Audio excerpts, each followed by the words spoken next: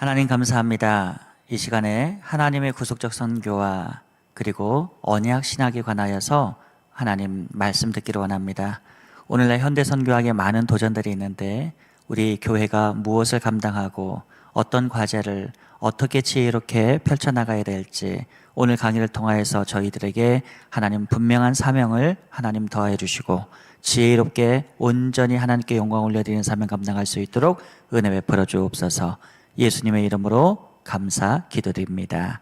아멘. 여러분 반갑습니다. 이번 강의는요, 하나님의 구속적 선교와 아담 언약이라는 주제를 가지고 우리가 한번 살펴보고자 합니다. 오늘날 현대 선교학에는 많은 도전들이 놓여져 있습니다. 지난 한 세기 동안에 현대 선교학은 다양한 학문적 도구와 접근법을 수용해서 비약적인 발전을 이룬 것이 사실입니다. 특히 사회학과 인류학, 그리고 문화연구, 해방신학과 페미니즘 신학 등 여러 외부 학문과의 대화를 통해서 선교 현장에 대한 이해를 넓혔고, 그리고 다원주의적 세계관 속에서 효과적인 복음 전파 방법을 모색해 왔습니다. 이런 과정은 선교학의 신학적 깊이와 실천적 효과성을 동시에 증대시키는 긍정적인 성과를 낳았지요. 그러나 이와 동시에 현대 선교학은 심각한 신학적 위기와 난제에 직면하게 되었습니다.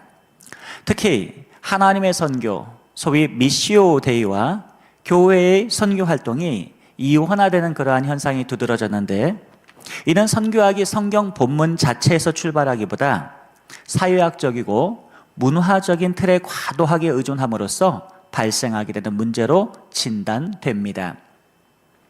즉, 선교의 본질적인 도인과 주체에 대한 성경적 이해가 희석되고 교회 선교와 하나님의 선교가 별개의 영역으로 분리되어 해석되는 경향이 나타나게 된 것이죠. 이러한 이원화는 선교 신학의 핵심을 흐리게 하고 굉장히 블러드하게 만들었죠. 그리고 선교학과 현장 사역 간의 괴리를 심화시키는 그러한 부작용을 초래했습니다. 예컨대 교회의 선교 사역이 문화적 적응과 사회적 활동에 치중할 때에 이 복음의 유일성과 하나님의 주권적 구속 사역이 경시되기 쉽습니다. 반대로 하나님의 선교를 신비적이고 초월적으로만 이해하게 되면 교회의 구체적인 선교 책임과 현장의 적용이 굉장히 약화될 수밖에 없겠죠.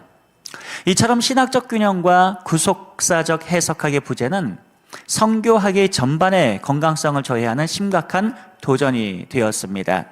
더욱이 WCC 세계교회협의회 등은 이 미시오데이를 보다 폭넓은 포괄적 개념으로 확장해서 주장했는데요, 이 과정에서 복음의 유일성과 하나님의 특별 은총 개념이 희석되고, 그리고 일반 은총 및 보편적 구원론과 혼용되는 그러한 문제가 발생하게 되었습니다. 이러한 신학적 경향은 개혁 신학 전통에서 지키고자 하는 하나님의 주권적 그리고 이 사역과 그리고 언약적 구속사의 이해와 분명히 상충할 수밖에 없을 것입니다. 복음주의 선교학자들에게 비판적 재검토의 필요성을 일깨우게 된 것이지요. 자, 이에 따라서 현대 복음주의와 개혁신학 진영에서는 이 미시오데이 개념을 단순한 추상적인 표어가 아니라 성경적 구속사 내러티브와 언약신학이라는 견고한 신학적 틀 안에서 재해석하려는 활발한 신학적 논의가 전개되고 있는 실정입니다. 이들은 하나님의 선교를 아담 언약에서 새 언약에 이르는 언약사적 연속성 안에서 파악하고 교회의 선교 사명을 그리스도의 십자가의 부활 그리고 성령의 임재에 깊이 뿌리내린 역사적 사명으로 재정립합니다. 결국 현대 선교학은 선교의 진정한 동인이자 주체인 하나님을 구속사의 성경 해석학과 언약 신학이라는 전통적이면서도 심오한 신학적 틀로 복귀시킴으로써 교회와 하나님의 선교가 일치하는 통전적 선교 신학의 회복이 요구되고 있습니다. 따라서 본 강의는 이러한 신학적 긴급성에 응답할 목적으로, 그리고 구속사의 언약적 관점에서 하나님의 선교를 보다 체계적으로 구속사적 관점에서 조명하고자 하는 것입니다. 자, 그렇다면 오늘 강의에 대해서 짧게 제가 정리해서 요지를 말씀을 드리겠습니다. 본 강의는 창세기 3장 15절의 해석과 또 선교신학적 적용이라고 볼 수가 있는데요. 창세기 3장 15절을 보게 되면 이 구절에서 천명된 여자의 씨와 그리고 뱀의 씨 구도가 타락 직후 하나님의 구속사적인 선교를 계시하는 최초의 언약 선언임을 논증합니다. 아담 언약을 고대 근동에 있었던 수조레인 바살 조약, 소위 종조건 조약이라고 하죠. 이 종조건 조약의 형식과 대조해서 하나님께서 아담에게 명령하신 그 문화 명령이 본질적으로 선교적 위임이었음을 규명하는 데 목적이 있습니다.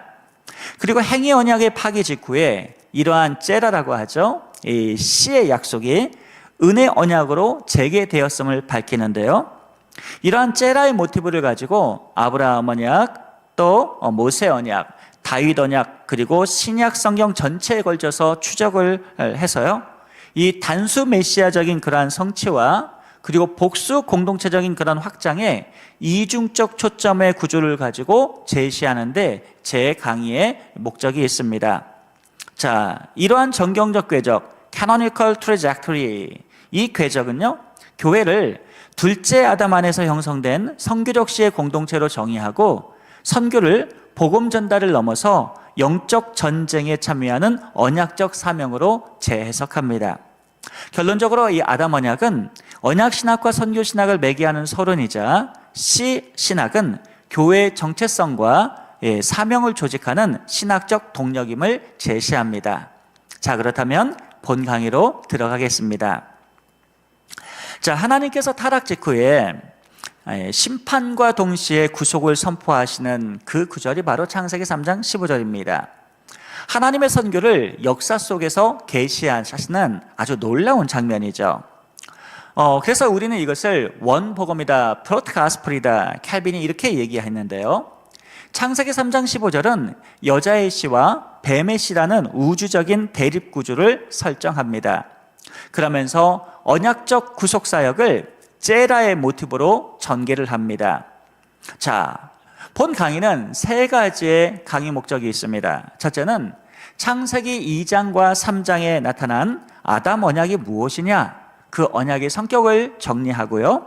두 번째는 씨의 단수 복수, 즉 제라라고 하는 영어 성경에 보게 되면 offspring, 자손 혹은 seed, 씨 이렇게 번역이 되고 있는데요. 이러한 씨가 단수 집합 명사입니다. 그래서 단수와 복수의 그 두 용례를 살펴봄으로 인하여서 아브라함 언약에 이어 다윗 언약 그리고 예레미야의 새 언약에 이르기까지 어떻게 그 언약이 연결되고 확장되는가를 추적하고자 합니다. 그리고 세 번째로는 그 결과가 교회의 선교적 정체성에 갖는 함의를 논증하는 데 목적이 있는데요. 다시 말해서 이번 강의는 아담 언약이 갖는 언약 신학의 구조와 구속사적인 위치를 한번 우리가 정리해 보고요. 제라라는 개념의 신구약 성경의 전개를 정경적으로 정경 안에서 추적하는 데 목적이 있습니다. 그렇게 해서 선교신학적으로 조명함으로 인하여서 바로 하나님의 구속적 선교와 아담 언약과의 관계를 밝혀내는데 이번 강의의 주요 요지가 있겠죠. 이를 위해서 아담 언약의 언약신학적 타당성과 그리고 구성 요소를 분석한 다음 창세기 3장 15절의 고전과 현대적 해석사를 검토하는 것이 매우 중차대할 것입니다. 따라서 본 강의는 씨의 신학이 어떻게 구속사 전체에서 선교의 동력으로 기능하는가를 분석하고 언약을 기반으로 오늘날 교회가 간직해야 할 선교적 전체성과 사명에 관하여 논의하고자 합니다. 자, 그렇다면 아담 언약의 성립과 언약 신학적 위치에 관하여 한번 살펴보도록 하겠습니다. 자, 아담 언약의 이 신학적 논의를 우리가 첫 번째 살펴봐야 할 텐데요. 성경에 아담 언약이라는 용어는 그 용어 자체로는 등장하지 않습니다. 다만 이 창세기 1장부터 3장, 특별히 창세기 2장 15절부터 17절과 그리고 3장을 우리가 살펴보면은요, 하나님과 아담 사이에는 실질적인 언약 관계가 존재했음이 드러납니다. 그 대표적인 근거가 호세아 6장 7절의 기록인데요. 그들은 아담처럼 언약을 어기고 이렇게 기록되어 있죠. 이 구절은 이 카아담을 인명으로 읽을 경우에 아담이 하나님의 언약을 파기했던 그러한 존재였음을 뒷받침하는 그러한 주장이 됩니다. 이 구절은 아담 언약의 암묵적 존재를 뒷받침하는 가장 강렬한 성경적 근거로 간주되는데요. 이 부분에 대해서 많은 학자들이 연구를 했죠. 예를 들어서 더글라스 추어드 WBC에서 주석에서 이 부분을 상당히 자세하게 논의를 했고요. 그 다음에 오늘날에 이 브라이언 콜린스 The Covenant of Grace, 은혜 언약에 관하여 논의했던 2023년에 아주 훌륭한 논문을 썼습니다. JWTW에서 냈고요. 조나단 M. 칙이라고 하는 그런 학자가 있습니다.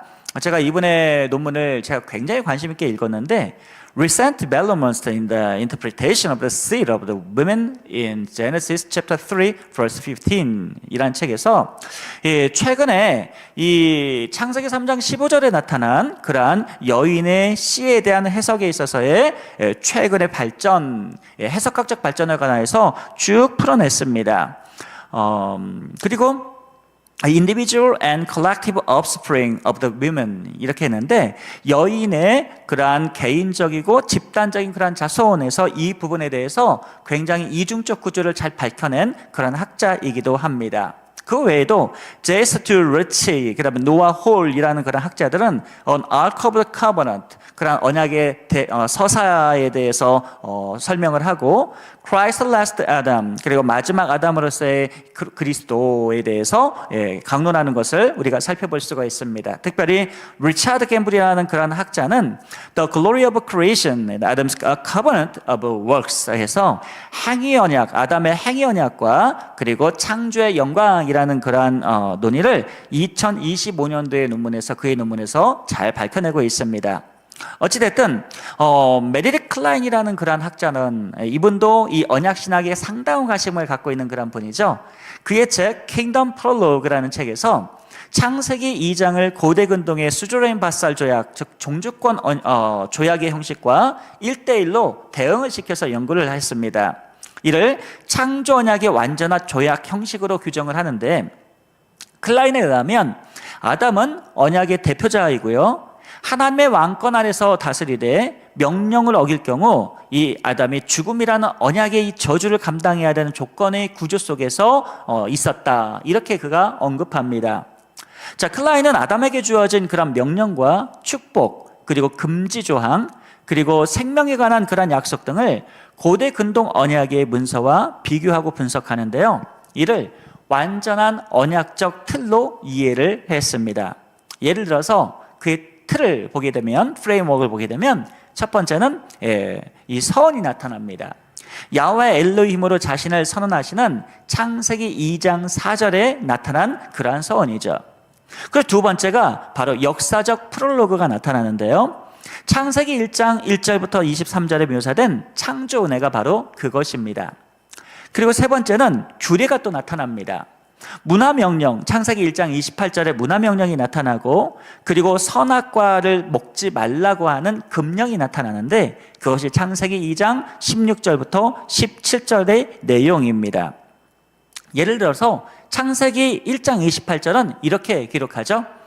하나님이 그들에게 복을 주시며 하나님이 그들에게 이르시되 생육하고 번성하여 땅에 충만하라, 땅을 정복하라, 바다의 고기와 하늘의 새와 땅에 움직이는 모든 생물을 다스리라 하시니라. 이렇게 말씀하셨고 명령하셨고, 그리고 금령으로서는 창세기 2장 16절과 17절에 여호와 하나님이 그 사람에게 명하여 이르시되 동산 각종 나무의 열매는 내가 임의로 먹되 선악을 알게 하는 나무의 열매는 먹지 말라. 내가 먹는 날에는 반드시 죽으리라 하시니라. 이렇게 말씀하셨습니다.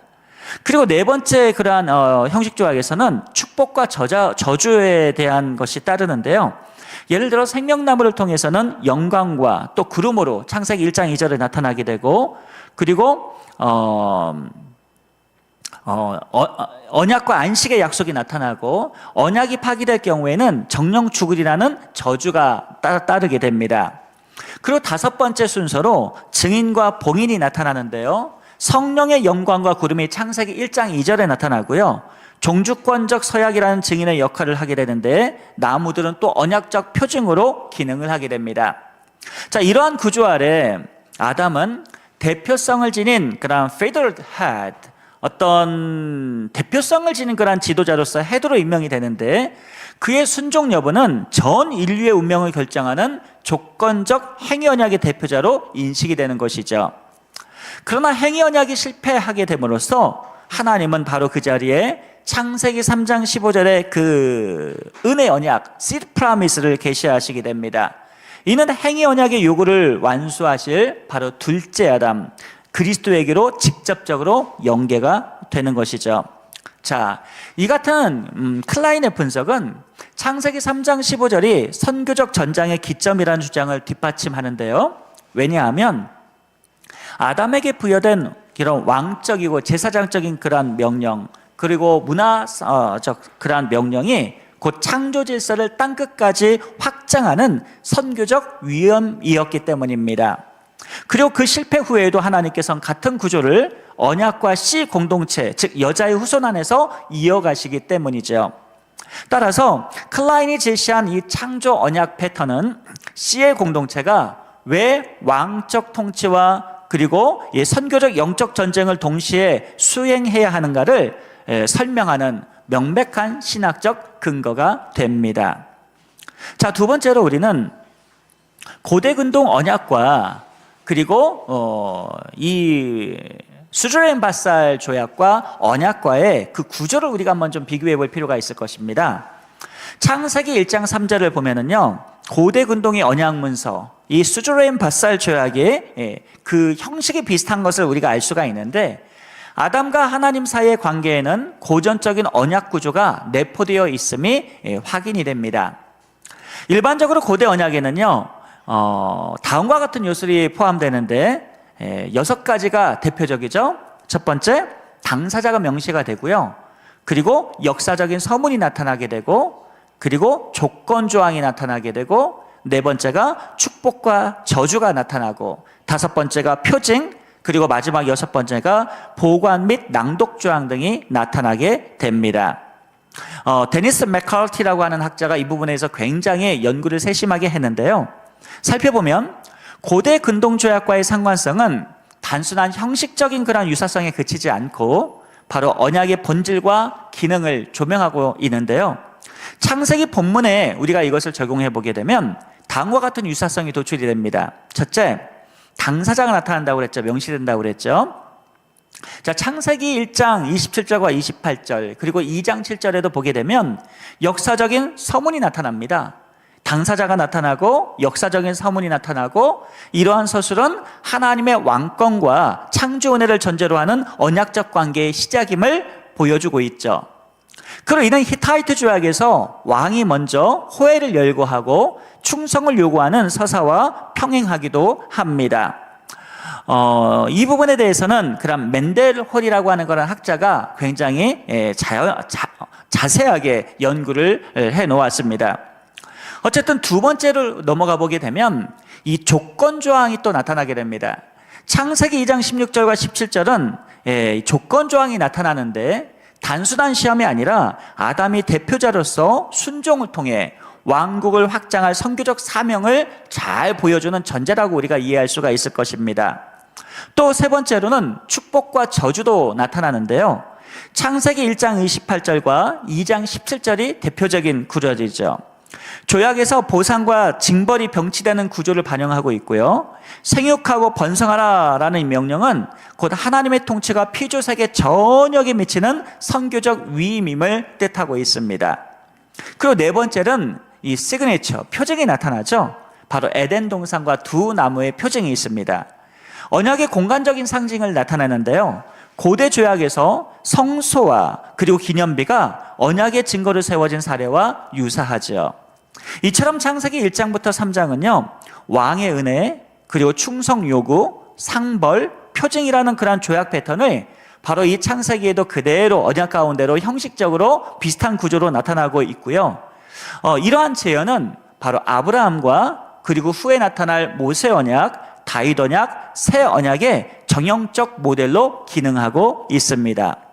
요약해보면 창세기를 보게 되면 이 선과 당사자가 나타나죠. 창세기 2장 4절에 야훼 엘로힘이라는 당사자가 나타나고, 이러한 성경적 함의는 바로 창조주이시고 왕의 자기 선언이라고 우리가 이해할 수 있을 것입니다. 그리고 두 번째로는 역사적 서문에 있어서도 창세기 1장 1절부터 2장 3절까지 내용이 창조적 서사, 그런 내러티브가 나타나죠. 바로 선교적 의미에서 보게 되면 선행된 왕의 은혜가 호혜가 열거되는 것과 마찬가지입니다.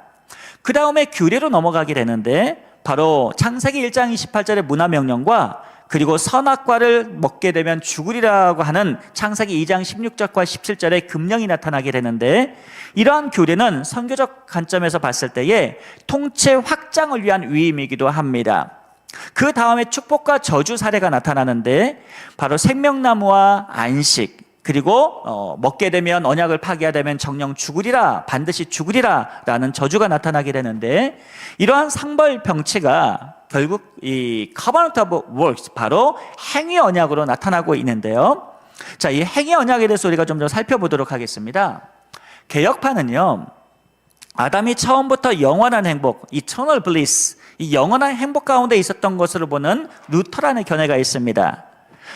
그런데 이런 루터란의 견해와는 달리 우리 개혁파는 시련의 기간을 걸쳐서 참된 영원한 복락에 도달하도록 배치되었다, 이렇게 우리는 해석을 하죠.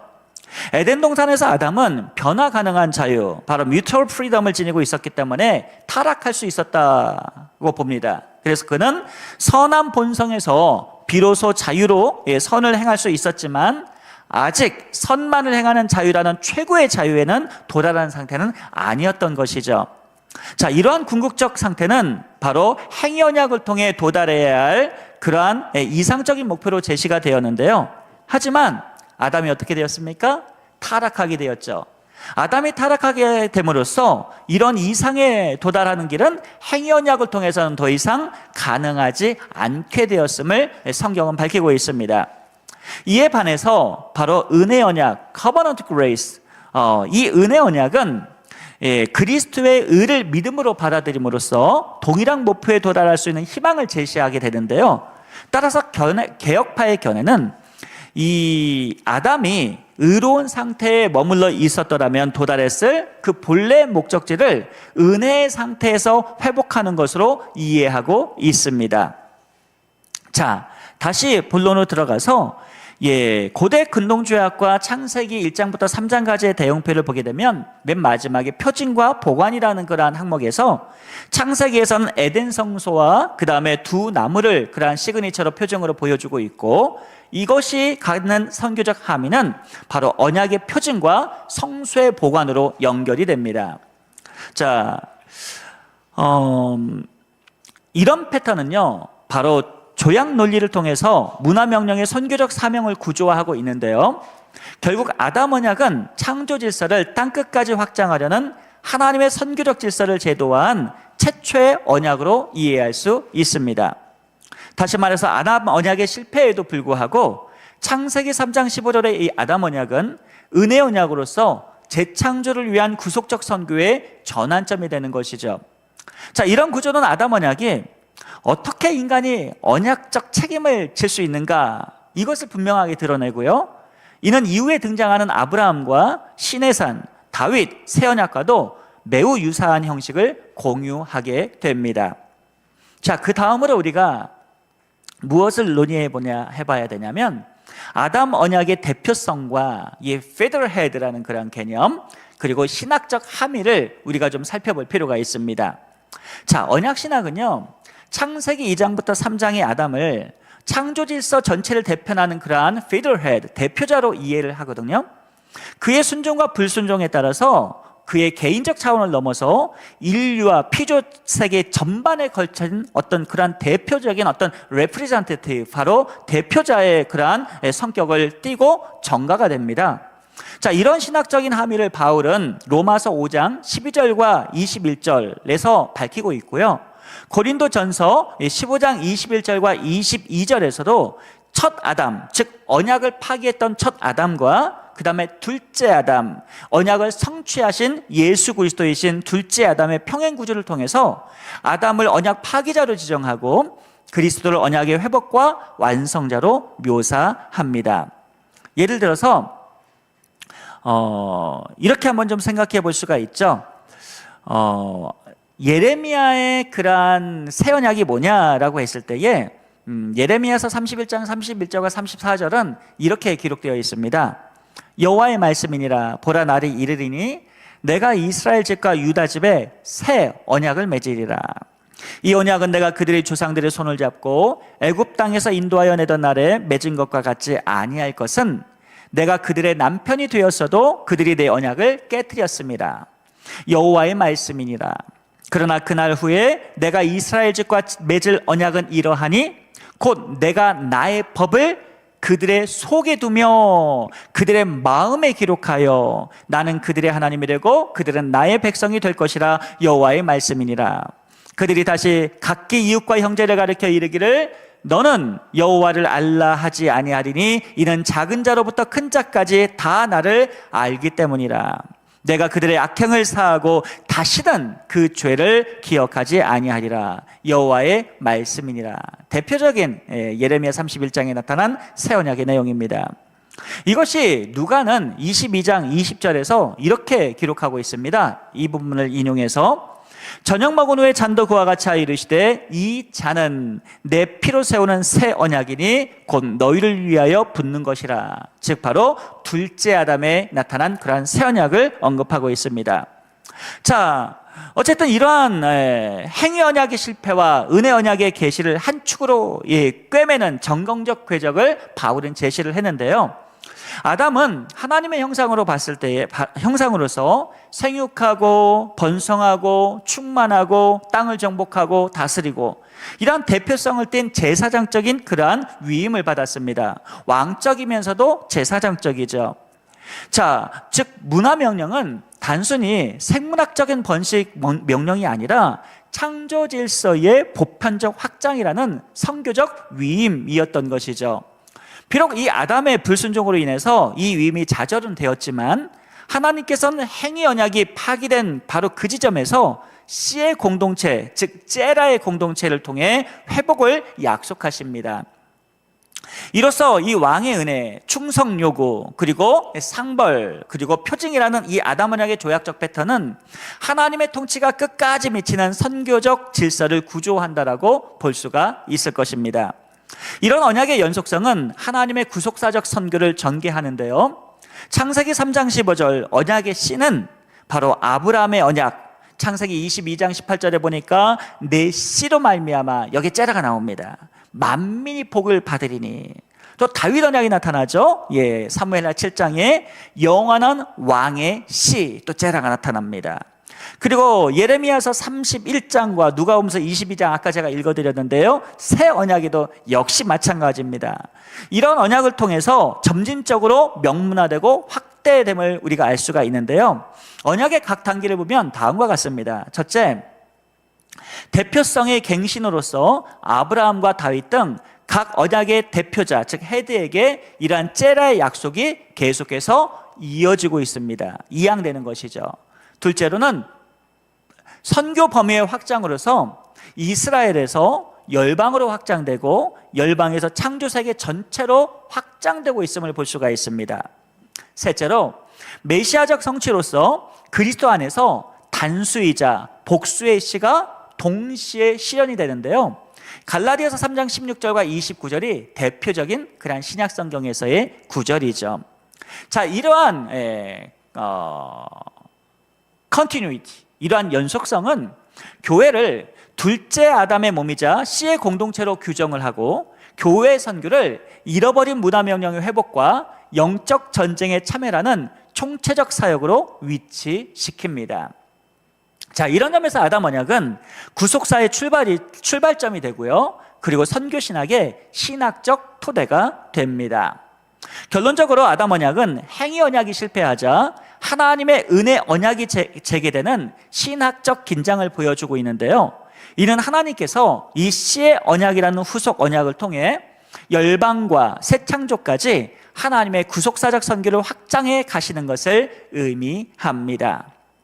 자, 그렇다면 우리는 창세기 3장 15절에 나타난 신학적이면서도 문법적인 그런 해석사에 관하여서 살펴보도록 하겠습니다. 자, 먼저 우리가 살펴볼 것은요, 이게 고대 교부와 중세 신학의 기독론적 해석에 관해서 우리가 좀 살펴봐야 되겠는데요.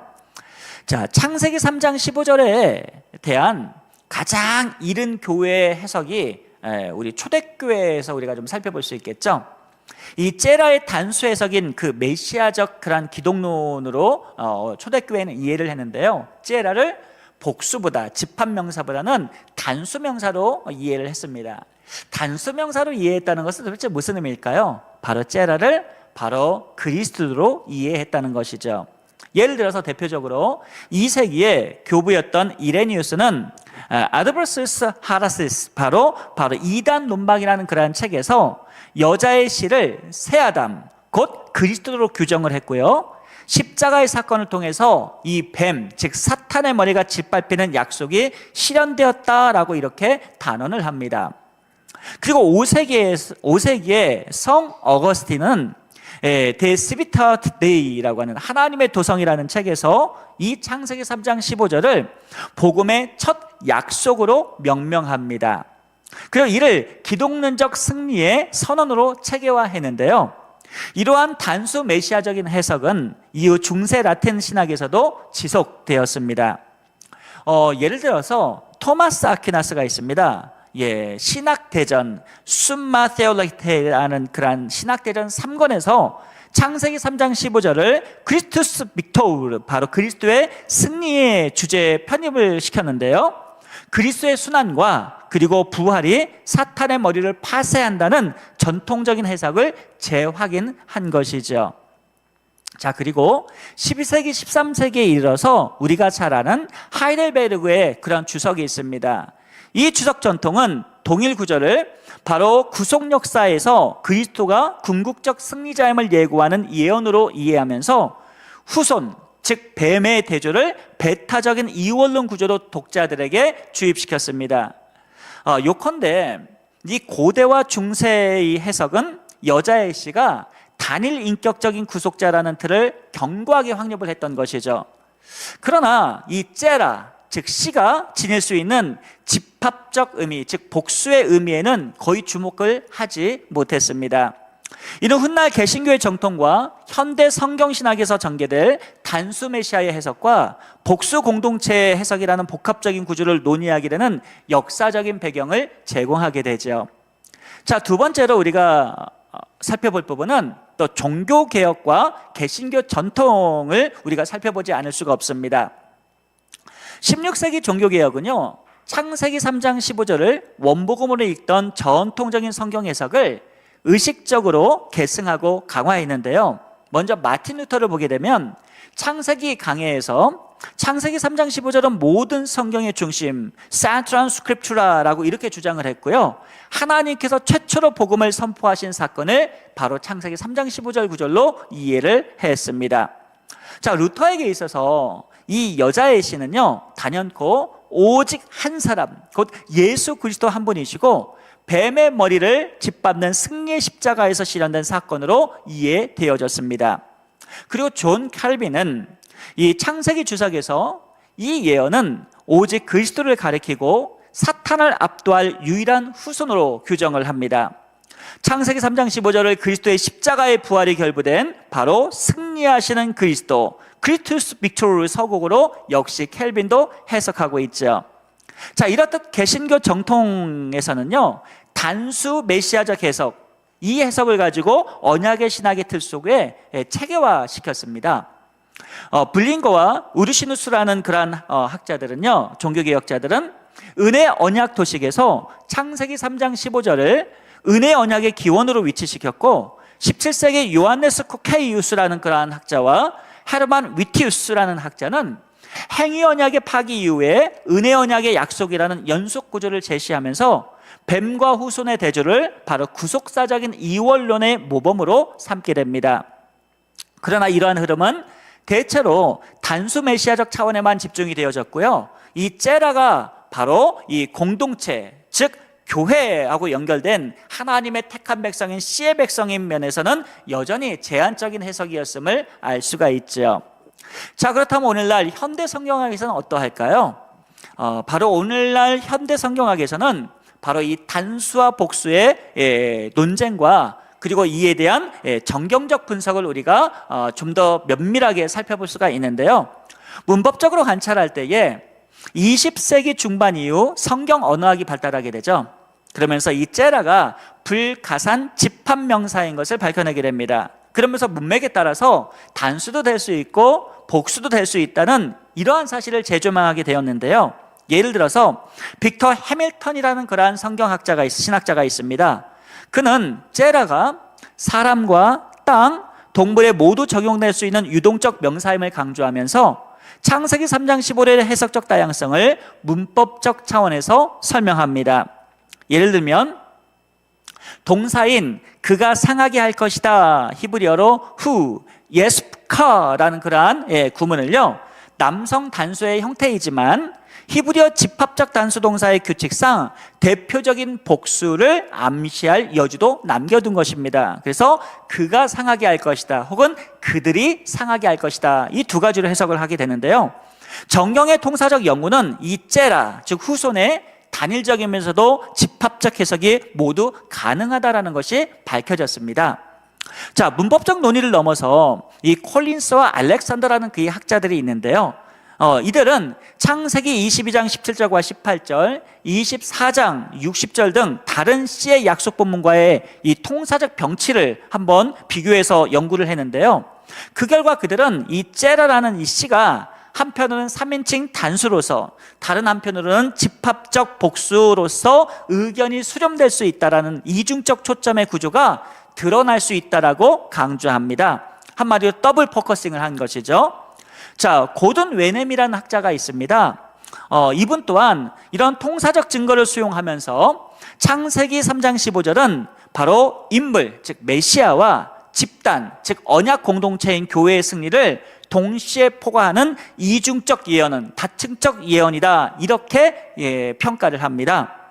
하지만 왈트는 문화 인류학적 관점에서 창세기 3장은 인류 전체의 적대적 그러한 서사를 개괄하고 메시아의 기독론적 읽기는 정경후독의 산물일 수 있다라면서 경계를 합니다.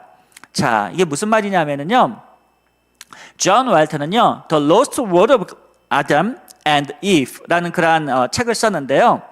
그 아담과 이브의 잃어버린 그러한 세상에서 정경후독, 즉 정경이란 이 성경을 개변 문서의 발생사보다 최종적으로 확정된 그러한 정경의 통일성 안에서 읽도록 권하는 해석학을 말하는 것이죠. 한마디로 지금 정경으로 채택된 지금의 그러한 문서로 읽자라는 것을 말합니다. 종종 canonical criticism, 정경적 비평으로 불리기도 하는데요. 역사 비평이 전승의 기원에 초점을 맞추는 데 비해서 정경후독은 완성된 책의 신학적 메시지를 우선하는 그러한 특징을 지니고 있습니다.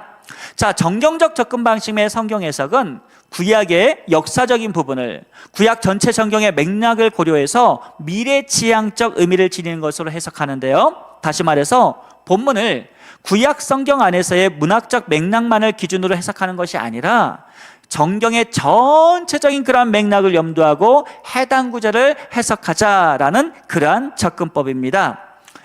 이러한 접근법은 연관 과정에서 인간 저자에게 의도적으로 숨겨진 그러한 하나님의, 즉 오리지널 오서의 그러한 의미, 그러한 의미가 아니라 오히려 하나님의 구속 계획이 전개됨에 따라서 본문 자체가 더 깊은 의미를 갖게 되는 잠재적 의미에 더 보다 중점을 두었다, 이렇게 우리가 해석할 수 있을 것입니다. 자, 아무튼 이 클린스와 또 슈미트라는 학자는요, 최근 본문 비평사 연구를 통해서 쿰란의 넷째 동굴 문서의 그 문서와 탈금 위경과 조나단 문서, 그 다음에 탈금 수도 조나단 문서 등 이러한 문서 등을 통해서 유대적 해석의 전통도 이미 바로 메시아 단수와 씨의 공동체인 복합적 그러한 기능성을 두 가지 해석의 가능성을 다 내포했다라고 주장하면서 언급을 하는데요. 결과적으로 현대 해석학적인 논의는 단수 메시아와 복수 공동체의 의미를 상호 배타적으로 이해하는 것이 아니라 단수냐 복수냐 요렇게 하나만 결정하는 것이 아니라 서로 상호 보완적으로 해석하는 경향으로 추세가 기울고 있다는 것을 우리는 살필 수가 있을 것입니다. 자, 그 다음에요, 우리는 정경 통합 해석과 선교신학적 전환이라는 그러한 주제에 대해서 우리가 한번 살펴보도록 하겠습니다. 최근에 이 창세기 3장 15절을 보게 되면 이 연구를 견인하는 학자는 주로 이제 미국 복음주의 학회 TS라고 우리가 부르는데, 이 복음주의 학회에 활동하는 조나단 칙이라는 그런 학자가 있습니다. 칙은요, 자신의 대표적인 두 편의 논문을 통해서 전통적으로 분리되어 논의되었던 메시아적 단수 해석과 공동체적 그 집단적 복수 해석을 canonical trajectory라는 용어를 써서, 정경적 궤적이라는 그런 용어를 써서 통합을 시도합니다. 제가 이번에 논문을 읽으면서 굉장히 많은 그러한 감명을 받았는데요. 2021년에 그분이 쓴 논문에서 창세기 3장 15절 이후에 이 제라의 언어가 창세기 12장 3절과 17장 7절과 8절, 그리고 이사야서 53장, 갈라디아서 3장 16절과 26절, 그리고 요한계시록 12장에 쭉 이어지면서 점진적으로는 이 메시아적 단수의 집약이 되었지만 궁극적으로 봤을 때 그리스도 안에서 이 교회라는 집합적 공동체의 실체로 확정되는 바로 이중적 구현, two-stage realization, 바로 더블 포커싱으로 해서 이중적으로 구현을 하는 것으로 그분이 해석을 합니다. 자, 다시 말해서 창세기에 나타난 계보, 가인과 아벨과 셋, 그리고 노아와 셈, 이런 계보를 따라서 이런 제라가 계승이 되고, 그리고 이 적대 서로의 이 전쟁의 역사가 전개가 되면서 아브라함 언약에서 모든 족속으로 선교적 지평이 명시되는 것을 밝혀낸 것이죠. 주목할 점은 조나단 칙이 이러한 정경적 통합을 위해서 바로 통사적 문법 연구와 성경신학적 연속성을 모두 동원했다는 사실인데요. 통사적 문법은 아까 바로 컬린스와 알렉산더라는 학사가 굉장히 권위 있는 학자들입니다. 그리고 성경신학적 연속성, 컨티뉴이티를 하는 것은 바로 언약신학 관점에서 바로 잔트리 앤 웰룸이라는 학자와 그다음에 그레고리 빌이라는 요새 성전신학으로 저명하신 분이시죠. 예, 이런 학자들, 크리스토퍼 라이트와 같은 학자들, 이런 학자들을 다 동원해서 이 정경적 통합을 시도했는데요. 그는 제라의 문법적 가능성을 집합명사에만 의존하는 것이 아니라 언약적 용어로서 신학적 주제인 바로 blessing이라는 복, 그 다음에 정복, 왕권, 그 다음에 성소, 이런 용어들과 함께 제라의 약속과 함께 이동하는 내러티브의 흐름을 추적합니다. 그렇게 함으로써 메시아와 공동체의 연속성이 단순한 연결이 아니라 본문 자체의 구조적인 요청임을 증명을 해냈죠. 자, 이로써 창세기 3장 15절은 개인적인 승리의 예언일 뿐만 아니라 그것을 더 뛰어넘어서 언약 공동체의 선교적 정체성을 규정하는 그런 근원적 서약으로 재해석했던 것입니다. 자, 이러한 조나단 칙의 해석은 창세기 3장 15절의 본질을 메시아적 예언에서 바로 미션 차터, 선교의 선언문으로 격상을 시키고 있는데요. 이러한 그의 병합적 해석은 다음과 같은 이유에서 비롯됩니다. 첫 번째로, 이 본문은 심판과 동시에 은혜를 선포한다, 이렇게 얘기를 해요. 그렇게 함으로써 하나님의 구속사적인 선교가 타락 직후에 즉각적으로 계시되었다는 것을 보여주고요. 그리고 둘째는 바로 제라는 단수로서 그리스도의 구원 성취를 포함하지만 동시에 복수로서 그리스도 안에 있는 자들, 즉 갈라디아서 3장 29절에 나타난 그러한 말씀처럼 공동체적인 그러한 지시, 바로 교회를 향한 것임을 내포시킵니다.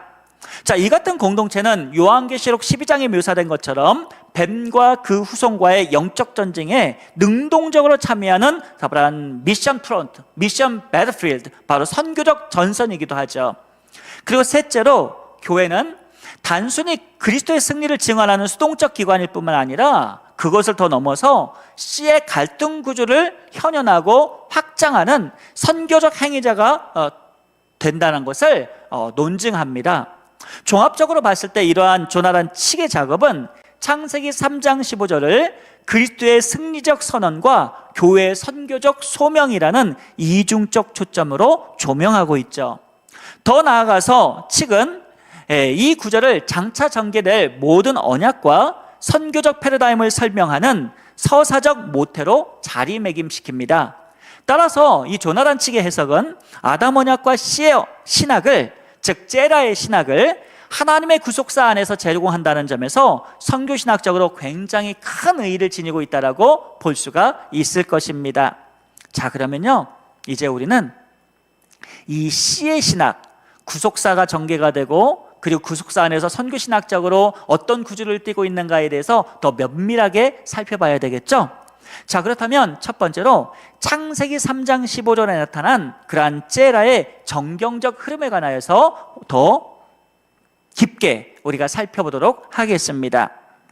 자, 여자의 후손이라는 단어는 히브리어 바로 제라, 불가산 집합명사로 사용이 되었는데요, 이 단어는 이후에 족장의 역사와 예언서, 신약 성경의 서신서에 이르기까지 언약적 계승과 그리고 구속적 약속, 그리고 공동체를 세우는 신학적 주제로 자리매김됩니다.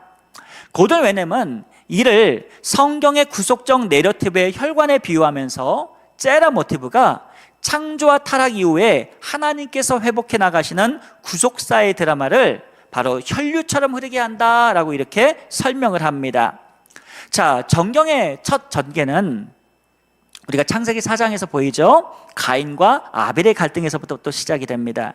여기서 씨의 적대는 실제 역사 속에서 폭력으로 가시화되었고요, 하나님의 구속 언약이 단일 가계인 셋의 가문으로 세분화가 됩니다. 그리고 창세기 6장과 9절로 넘어가게 되면 이후 노아의 가정이 나타나게 되고 노아 이후에 셈의 그러한 족장이 또 나타나게 되죠. 이러한 노아와 셈의 단락은 씨의 계승을 노아의 의라는 의로운 의존성의 패턴과 연결이 되는데요, 폭력과 교만을 앞세웠던 그러한 뱀의 씨, 창세기 6장과 11장 등등에 나타나는 그러한 이 뱀의 그러한 후손들과 대조를 이루게 됩니다. 자, 이 부분에 대해서 크리스토퍼 라이트는요, 이러한 계보적 진행을 하나님께서 언약 백성을 통해 열방을 구원하실 목적으로 직선적으로 나아가는 그런 선교적 궤도다, 미셔널 트래젝토리다, 이렇게 규정을 합니다. 이처럼 제라라는 모티브는 창세기 내에서 이미 혈통과 신앙 그리고 사명을 교차시키는 언약 공동체의 선교적 서사로 기능함을 알 수가 있습니다. 자, 다음으로 우리가 이러한 창세기 3장 15절의 아담 언약이 아브라함 언약으로 넘어가게 됐죠. 이 아브라함의 언약에 보게 되면 이런 제라의 개념이 보다 확대됩니다. 창세기 12장 1절과 3절에서 보게 되면 하나님께서 내가 너로 큰 민족을 이루고, 아브라함은 이렇게 말씀하십니다. 그리고 땅의 모든 족속이 너로 말미암아 복을 얻을 것이리라, 이렇게 약속하십니다. 제라의 모티브를 선교적 관점에서 복의 구조로 이렇게 결박을 시키는데요, 창세기 22장 17절과 18절로 가보게 되면 이러한 하나님의 언약을 재차 강조하면서 제라가 대적의 성문을 차지할 군사적 승리를 상징하고요, 그리고 만민을 향한 복의 통로라는 선교적 차원에서의 복합적 기능을 동시에 드러내고 있습니다.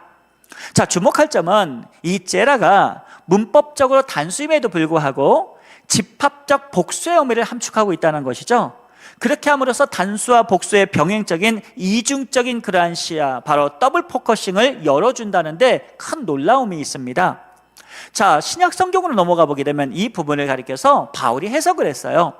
갈라디아서 3장 16절에서 제라가 언약의 단수로서 그리스도로 규정이 됩니다. 그리고 메시아적 언약 성취를 확정한 이후에 분명히 이 16절에서는 단수를 받았는데요, 29절에 가보게 되니까 그리스도 안에 있는 자로서 이 아브라함의 째라에 속하는 복수 집합 명사로 사용하게 됩니다. 이제 공동체로 받았죠? 단수가 어떻게 된 겁니까? 바로 복수 집합 명사가 된 것입니다. 자, 이 부분의 계피는요, 그리스도의 중심의 단일성 안에서 완성된 씨, 이 씨가 교회라는 집합적 실체로 새롭게 구성되는 보편화의 과정으로 평가를 하는데요, 따라서 아브라함의 언약은 째라의 메시아적 단수와 그리고 교회 공동체라는 이 복수 공동체 사이를 매개하는 선교적 관문이 되고, 교회를 바로 복의 통로, 바로 선교적 통로, 그리고 미셔널 컨듀잇, 그러한 선교적 그러한 복의 통로로 지정하게 되는 것을 우리는 발견하게 됩니다.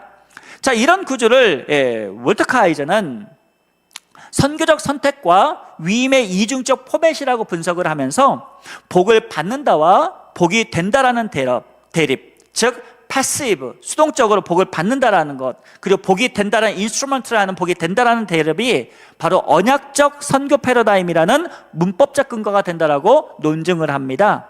쉽게 말해서 결과적으로 봤을 때에 이 째라의 신학은요, 민족적 혈통을 초월하고 열방을 향한 하나님의 구속적 선교를 조직하는 핵심적 축이 된다는 것을 말씀드릴 수 있겠습니다. 자, 다음으로 넘어가서 우리는 다윗 언약을 좀 잠깐 살펴보겠습니다. 다윗 언약으로 넘어가게 되면 메시아적인 어떤 씨의, 즉 째라의 그런 우주적인 확대로 나타나게 되거든요. 사무엘하 7장에서 다윗 언약은 아브라함 언약의 씨의 약속을 왕권과 성전 차원으로 구체화되는데요, 하나님은 내가 내 몸에서 날 내 씨, 즉 째라를 내 뒤에 세워 그의 나라를 견고하게 하리라. 그는 내 이름을 위하여 집을 건축할 것이요 나는 그의 나라 왕위를 영원히 견고하게 하리라. 이렇게 사무엘 7장 12절과 13절에서 선언하십니다. 그리고 다윗 가문에서 단일 인격의 후손이 영원한 왕위에 앉을 것을 약속하시는데요, 이러한 약속은 단순히 정치적 계승을 뛰어넘어 바로 하나님의 구속사적인 통치, 즉 하나님의 주권이 역사 안에서 구현되는 언약적 선포로 우리가 이해할 수 있습니다.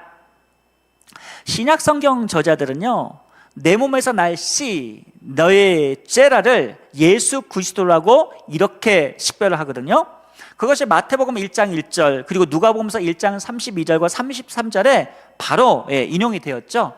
그리스도는 뿐만 아니라 사도 바울에 의하면 아브라함의 씨, 갈라디아서 3장 16절에 나타납니다. 그러면서도 다윗의 뿌리와 자손이라는 요한계시록 22장 16절, 이렇게 자손으로서 씨의 신학, 즉 째라의 신학이 최절정에 이르게 됩니다. 동시에 다윗 언약은 째라 신학의 선교적 범위를 내포하고 있는데요, 예를 들어 시편 72편을 보게 되면 다윗의 자손에 대해서 그로 말미암아 모든 민족이 복을 받으리라 그랬습니다. 다윗의 자손을 향해서 그렇게 말하죠. 이것이 시편 72편 17절에 나타나는데요, 즉 이러한 노래와 아브라함의 언약의 복의 통로라는 모티브가 다윗 언약 안에서 왕적인 그런 메시지와 결합이 됩니다. 자, 이것은 메시아적인 째라의 통치가 이스라엘 내부에만 머무르는 것이 아니라 열방으로 확산한 구조임을 명시하는데요, 이렇듯 다윗 언약은 씨의 약속을 영원한 왕권으로 집중시켜서 메시아적 단수를 극대화함과 동시에 열방을 향한 복의 흐름을 다윗 계보 안에서 보존함으로써 선교적인 외연을 확보하고 있는 것을, 확장시키고 있는 것을 우리는 보게 됩니다. 자, 다음으로요, 우리는 그렇다면 신약 성경을 한번 넘어가 볼게요. 구약에서는 째라라고 했는데 신약 성경에서는 이 째라가 씨가 바로 스파르마라는 용어를 씁니다. 즉 이 씨라는 스파르마의 구속론적인 그런 성취, 어떻게 이루어졌는지, 이 째라가 어떻게 그리스도를 통하여서 이 언약 가운데서 성취가 됐고 그 성취가 주는 선교신학적인 그러한 구조는 무엇인가 우리가 생각해 봐야 되겠죠. 사도 바울은 갈라디아서 3장 16절에서 씨가 복수가 아니라 단 한 사람, 곧 그리스도임을 밝히는데요, 째라의 약속이 단수로서 메시아적 성취임을 확증합니다. 그리고 갈라디아서 3장 29절에서는 너희가 그리스도의 것이면 곧 아브라함의 자손이요 아브라함의 스페르마 그리고 약속대로 유업을 이을 자니라 이렇게 선언하는데요. 이 동일한 약속이 교회라는 집합적 공동체로 분명히 16절은 단수로 쓰였지만 스페르마가 그리고 후반 29절에 가보게 되면 복수 집합 명사로 복수로서 다시 확장되어 사용되고 있는 것을 우리는 발견할 수가 있습니다. 자, 이 부분에 대해서 그레고리 빌은요, 복음이 유대 경계를 뛰어넘어 열방으로 확장하는 언약적 선교 구조의 분기점이다 이렇게 규정을 합니다. 이렇게 하나님께서는 창세기의 이 제라를 종말까지 대적과의 전선을 제도화시키면서 그 전선을 따라서 구속사적 선교를 추진해 나가십니다. 그리고 이러한 단수의 씨는 머리의 상처를 통해 궁극적 승리를 이루고 그리스도를 통하여서죠. 단수를 통하여서. 그리고 복수의 씨는 그리스도 안에서 공동체로 확장되어서 열방을 향한 선교 사명, 누가? 바로 택한 백성인 하나님의 택한 백성인 교회를 통하여서 이것이 수행된다라고 언급하는 것입니다. 자, 정경 후반부에서 이 스페르마는요, 씨 자손의 집합 명사로서 신앙 공동체인 이러한 교회의 영적 전쟁과 선교력 사명을 더욱 강조하게 되는데요. 예를 들면 요한계시록 12장 17절을 보게 되면 교회를 어떻게 묘사하냐면 이렇게 묘사합니다. To loipon, to spermatos autes, 그 여자의 남은 씨 이렇게 묘사를 해요. 자, 그들이 즉 뱀, 사탄과 지속적으로 대결 속에 있음을 시사하는데요. 이 장면은 창세기 3장 15절의 적대적 서사를 종말론적 차원에서 끌어올리는 그러한 구절이죠. 교회를 씨의 갈등 구조 속에서 주체적인 전선, 이 전선에서의 그런 싸우는 그러한 영적 싸움의 공동체의 자리로 위치시키는데요. 이렇듯 신약 성경은 스페르마를 그리스도 안에서 단수적으로 완결을 시킨 다음에 즉시 복수적으로 이 교회에 확장시킴으로써 이 언약의 씨의 약속이 메시아적 성취와 교회의 공동체적인 선교의 모델로서 구체화하는 것을 그렇게 제시하는 것을 우리는 성경에서 확인할 수가 있습니다. 자, 이상 살핀 것처럼 이 제라의 모티브는요, 창세기 3장 15절의 첫 언약에서 시작해서 아브라함과 다윗 신약시대의 교회에 이르기까지 구속사 전체를 관통하는 신학적 원리로 기능을 하고 있고요. 이런 점에서 제라는 다음과 같은 신학적 구조에 의의를 지닙니다. 첫 번째는요, 하나님의 주권적 선택이에요. 하나님께서 특정한 인물과 공동체를 선택하신다는 그러한 원리죠. 창세기 12장 1절 3절을 보게 되면 아브라함이 언제 하나님을 믿겠다고 했습니까? 하나님이 일방적으로 유니얼레이어하게 그냥 찾아오셔서 일방적 은혜를 베푸셨죠. 언약을 맺으십니다. 하나님의 주권적 선택이에요.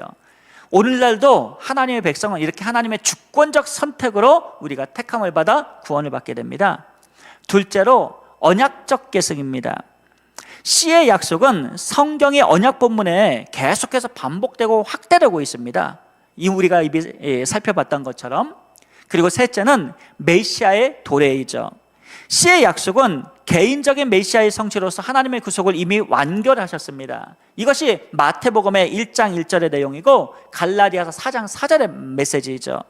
그리고 네 번째로는 하나님 백성의 공동체가 탄생한 사건입니다. 교회는 씨의 복수의 공동체로서 하나님의 구속적 선교를 위해서 형성되고 파송이 되죠. 그 내용이 바로 갈라디아서 3장 29절과 요한계시록 12장 17절의 말씀입니다. 따라서 선교란 하나님의 구속사 가운데 약속된 씨의 확장과 악의 권세와의 영적 전쟁에 참여하는 사역으로서 바로 복음 전도로 이해될 수가 있습니다. 조나단 측이 언급했던 것처럼 창세기 3장 15절의 씨는 승리하신 그리스도일 뿐만 아니라 그의 사역을 실현해 나가는 바로 택한 백성, 즉 교회인 공동체를 의미하는 것이죠. 이러한 하나님의 구속사적 선교를 위해 교회는 언약적 씨의 공동체, 시드 커뮤니티로 부름을 받았고요.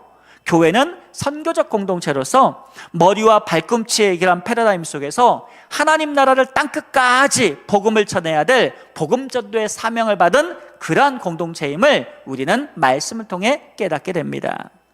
자, 이제 마지막 섹션이네요. 이번 섹션에서는 하나님의 구속적 선교와 그럼 이 씨의 전쟁에 관한 그러한 이해입니다. 첫 번째 우리가 살펴볼 부분은 바로 창세기 3장 15절에 나타난 하나님의 구속적 그러한 선교에 있어서의 이 갈등 구조를 우리가 좀 더 면밀하게 고찰해 보도록 하겠습니다. 창세기 3장 15절에서 하나님은 내가 너로 여자와 원수가 되게 하리라, 에바, 원수가 되게 하리라 이렇게 선언하셨습니다. 그렇게 함으로써 바로 cosmic enmity, 바로 우주적인 그러한 적대를 제도화하셨는데요. 이 용어는 단순한 감정적 그런 반감이 아니라 생존을 건 어떤 그런 전면적인 영적 대결을 주도하는 전쟁 조항으로 기능을 하게 됩니다. 조나단 측은 이 본문을 가리켜서 성경 전체의 구속사와 선교의 방향성을 결정짓는 바로 제네시스 클라우스, 바로 창세기의 문이다 이렇게 규정합니다. 그 핵심을 하나님의 백성과 사탄의 후손 사이에 지속적이면서도 단번에 끝나지 않습니다. 지속적으로 종말론적인 그러한 갈등으로 요약을 하는데요. 마지막 요한계시록에 가서야 이게 궁극적으로 해결될 그런 부분인데, 이러한 적대적 이 모티프는, 동기는요, 창세기 이후에 전 정경을, 전 그러한 성경을 가로지르며 또 역사 속에서 그러한 이 제라, 씨와 그리고 이 킹덤, 왕국의 적대적 갈등 구조를 형성하고 있습니다. 예를 들어서 창세기 4장을 보게 되면 가인과 아벨 사건이 그렇고요, 창세기 11장의 바벨탑 사건이 그렇고요, 이스마엘과 이삭, 그 다음에 에서와 야곱, 사울 왕과 다윗 왕, 유대 지도자와 예수님, 그리고 교회와 세상 등 구속사적인 그 모든 사건들이 바로 씨의 갈등이라는 내러티브를 변주하고 있는 것이죠. 자, 크리스토퍼 라이트는 이를 가리켜서 하나님께서 택하신 백성을 통한 선교적 서사가 항상 어떤 이런 대적의 폭력과 병행하여 전개되는 바로 이중적 궤도다, 더블 트라젝터리다, 이렇게 이제 분석을 하고 있습니다. 따라서 창세기 3장 15절은 행위 언약을 파기한 인간의 치유와 회복선을만 있는 것이 아니라 오히려 은혜 언약으로서 하나님의 선교를 바로 holy warfare, 영적 거룩한 전쟁의 승리적 차원으로 견인하는 어떤 현장 본문이라고 우리가 이해할 수 있습니다. 이는 전쟁 속에서 택한 백성을 구원하시는 바로 메시아적 구원 사역일 뿐만 아니라 그 사역을 물려받은, 그리스도의 사역을 물려받은 교회의 사역으로서 바로 하나님의 구속적 선교로 우리가 정의할 수 있는 것이죠. 자, 두 번째 우리가 논의해 볼 부분은, 그렇다면 여자의 후손, 즉 여자의 제라와 뱀의 제라 간의 대립 구도가 무엇이냐라는 것이죠. 이거 바로 영적 전쟁의 현실입니다. 신약 성경은요, 창세기 3장 15절의 적대 구도를 언약적 정체성 분리로 재확인하는데요, 예수님은 요한복음 8장 44절에서 이렇게 말씀하셨습니다. 너희는 너희 아비 마귀에게서 났느니라. 자, 불신하는 유대의 지도자들을 뱀의 후손으로 명명하신 사건인데요, 이러한 선언은 도덕적 비난을 넘어서 씨의 갈등 신학을 배경으로 한 언약적 대립 구도를 선명하게 보여주는 그러한 사건입니다. 사도 바울 역시도 고린도후서 11장 3절에서 뱀이 하와를 미혹한 것 같이 교회를 속이려는 사탄의 계략을 경고하는데요, 그렇게 함으로써 교회를 여자의 씨라는 공동체로 바울도 규정을 하죠. 요한 서신을 보게 되면요, 이 대립을 윤리와 영성적 차원까지 더욱 확장시켜 이끌어냅니다. 요한일서 3장 8절과 9절을 보게 되면 죄를 짓는 자는 마귀에게 속하나니 마귀는 처음부터 범죄함이라. 하나님께로부터 난 자마다 죄를 짓지 아니하나니 이는 하나님의 씨가 그의 속에 거함이요 그도 범죄하지 못하는 것은 하나님께로부터 났습니다. 이렇게 기록합니다. 자, 그렇게 함으로써 여인의 씨와 이 뱀의 후손이 공동체적으로 서로 대립하는 영적 그러한 경계선이 있음을 명시하고 있는데요, 하워드 마샬은 이 구절을 가리켜서 창세기 3장 15절의 적대가 교회 생활의 실천 윤리를 규정하는 방식이다, 이렇게 평가를 합니다. 또 조나단 측은 씨의 갈등이 극적으로 절정을 이루는 자리를 요한계시록 12장에서 찾고요, 그리고 이 용, 즉 사탄은 메시아 남자아이를 삼키지 못하게 되자 뭐라고 말합니까? 성경은 아까 말씀드렸던 것처럼 토, 로이폰, 투, 스페르마토스, 아우테스, 즉 그 여자의 남은 씨라고 했는데요, 다시 말해서 하나님의 계명을 지키며 예수님의 그 증거를 지닌 자들, 요한계시록 12장 17절에 나타난 톨로이폰 투 스페르마토스 아우테스, 바로 그 여자의 남은 씨들이다. 즉 그리스도의 남은 그러한 자손들, 후손들이다. 이것이 바로 교회라라고 말합니다. 이 교회가 영적 전쟁을 실천한다, 이렇게 요한계시록은 기록하고 있습니다.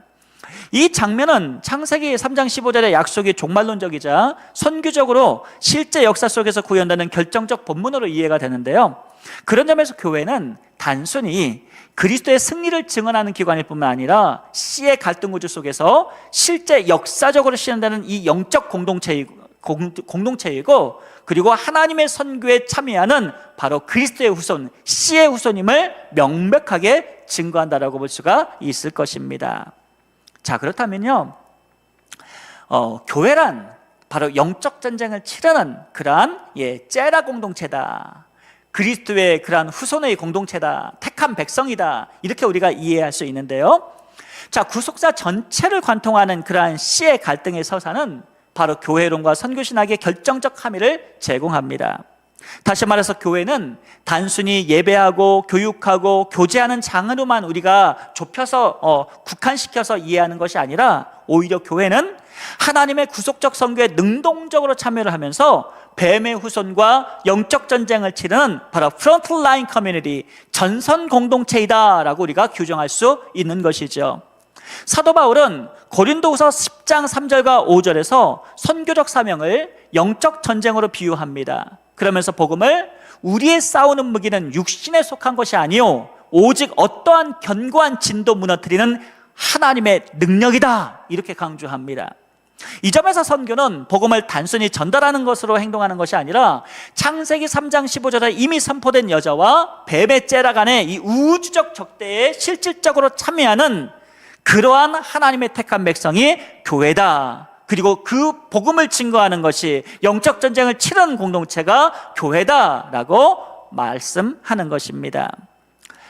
선교적 공동교회론의 대표적 연구자인 그러한 마이클 고인이라는 학자가 있습니다. 요즘 한국 교계에서도 많은 목회자들이 고인의 책을 읽고 있는데요, 그분은 교회를 그리스도의 몸이자 씨의 공동체, 이렇게 명명하면서 The Missional Seed People이라는 표현을 쓰고 있는데요, 교회의 본질을 세상 안에서 하나님의 통치를 선포하고 그리고 실현하는 선교적 존재로 정의합니다. 이러한 정의는 이 째라의 신학의 이 이중적 초점, 즉 개인의 메시아적 사역과 신앙 공동체인 교회의 사역을 동시에 더블로 이중적으로 적용함으로써 교회를 하나님의 구속사적 계획 가운데에 메시아의 사역을 수행하는 공동체로 위치시키죠. 자, 오늘날 선교 지형은요 결코 중립적이지 않습니다. 무신론적인 세계, 또 세속주의, 종교적인 극단주의, 문화적인 상대 렐러티비즘, 컬처럴 렐러티비즘, 여전히 뱀의 후손으로 많은 부분에서 기능을 합니다. 이러한 모든 것들이 여자의 씨 공동체, 바로 그리스도의 째라와 대립을 하고 있습니다. 중동, 북아프리카, 중국, 북한 등지의 이슬람권, 공산권, 박해받는 교회. 자, 요한계시록 12장에서 묘사된 그런 영적 전쟁을 우리 교회가 오늘날 실질적으로 체험하고 있죠. 한국 사회에서도 이 동성애부터 해서 성소수자에 대한 그러한 인권을 이렇게 주장하면서 기독교의 근본적인 그러한 가르침, 진리의 부분에 있어서 많은 부분들이 역행하는 부분들에 대해서 우리 교회가 지켜나가야 될 것들이 너무나도 많이 있습니다. 한국에서도 보게 되면 군선교, 미전도 종족사역, 도시 빈민운동 역시도 이러한 씨의 확장과 이를 저지하려는 세력 간의 이 충돌이 있고요, 그 충돌 속에서 선교 사역이 어렵게 수행되고 있는 상황입니다. 그런 점에서 선교사는 언약 가운데 씨의 전쟁에 참여하라는 그런 하나님의 부르심을 받은 복음전도로 자로 이해할 수 있고요, 그리고 이 복음전도의 사역, 하나님의 그러한 거룩한 총체적 사역에 바로 우리 째라의 공동체인 하나님의 백성이, 그리스도의 백성이 부름을 받았다는 것을 우리가 이해해야 합니다. 따라서 씨의 갈등이 주는 신학적인 의의는 본질적으로 영적 전장에서 죄와 악으로부터 택한 백성을 구원하시는 하나님의 승리와 구원으로 이해해야 할 것입니다. 자, 이제 결론입니다. 우리가 지금까지 살핀 것처럼 제 강의는 창세기 3장 15절을 중심으로 아담 언약의 구속사적 위치와 선교신학적 함의를 통전적으로 고찰을 했습니다. 아담 언약은 행위 언약이 파기된 다음에 단순히 제시된 윤리적 경고가 아니라 하나님의 선교가 역사 속에서 시작된 최초의 선언이었음을 보았죠. 하나님께서는 죄에 빠진 인간을 심판함과 동시에 구속과 회복의 약속을 선포하셨고, 이 약속은 씨라는 개념을 통해서 성경 전체를 관통하는 구속사적 선교 구조로 발전했습니다. 첫째, 아담 언약은 언약 신학의 기초로서 구속사의 기원을 형성할 뿐만 아니라 창조 타락 회복이라는 서사적 구조에서 하나님의 주권적 통치와 그의 백성이 형성되는 틀을 제시했습니다. 행위 언약으로서 아담 언약은 아담이 언약적 대표자가 되고 그의 불순종은 언약이 파기되는 실자가 되었는데요. 그러나 하나님께서는 행위 언약이 파기된 바로 그 지점에서 곧바로 새로운 구속 언약의 실을 약속하심으로써 하나님의 선교적 통치를 계시하셨습니다. 둘째로요, 창세기 3장 15절은 단수 집합 명사로서 째라가 단수 메시아적 예언일 뿐만 아니라 복수 공동체적 의미를 동시에 포함하는 이중적 선언, 즉 다중적 선언임을 확인했는데요. 조나단 측의 연구를 통해 이 구절은 예수 그리스도라는 승리자인 째라와 그분 안에 있는 공동체, 즉 교회의 지속적인 그러한 영적 전쟁에 참여하는 이중적 해석의 가능성을 보여주었습니다. 이는 선교가 단지 개인 구원의 전달만이 아니라 씨의 공동체로서 교회가 역사 속에서 하나님의 구속사에 참여하는 존재임을 뜻하고요. 마지막 세 번째로 째라의 신학은 창세기부터 또 요한계시록까지 성경 전체에서 구속사의 주제적 실마리를 제공하는 것을 보았습니다. 그것은 아브라함 언약, 다윗 언약, 새 언약에 이르기까지 하나님 선교의 본질적 동력으로 작용했고요. 이러한 째라는 그리스도 안에서 성취되었고, 그분을 중심으로 형성된 교회는 언약의 계승자가 되고 복의 통로가 되고, 즉 이 선교적 씨의 공동체로 기능함을 우리는 확인했습니다. 그러니까 창세기 3장 15절에 이러한 적대적 선언은 오늘날 선교의 영적 현실을 그대로 반영하고 있는 것을 우리가 볼 수가 있는데요. 그런 점에서 교회는 단순히 복음을 전하는 집단이 아니라 사탄의 세력과 실존적 대결을 벌이는 씨의 공동체로서 하나님의 구속사에 참여하는 영적인 전투 공동체임을 우리는 살폈습니다. 이러한 영적 전쟁의 전선은 북한의 지하교회, 무슬림권의 순교자들, 그리고 서구의 세속주의 등 이 교회의 여러 부분에 이르기까지, 교회 공동체에 이르기까지, 심지어는요 여전히 오늘날에도 유효하게 작용하고 있는 것을 우리는 살폈습니다. 결론적으로요, 아담 언약은 선교신학의 서론이고요, 창세기 3장 15절은 복음과 선교의 씨앗의 어떤 그러한 시작이자, 더 정확하게는 복음과 선교의 핵이라고 해도 과언이 아닐 것입니다. 째라는 하나님의 언약을 계승하고 하나님의 나라를 세상 가운데 확장할 하나님 백성으로 이해되어야 하는 것이죠.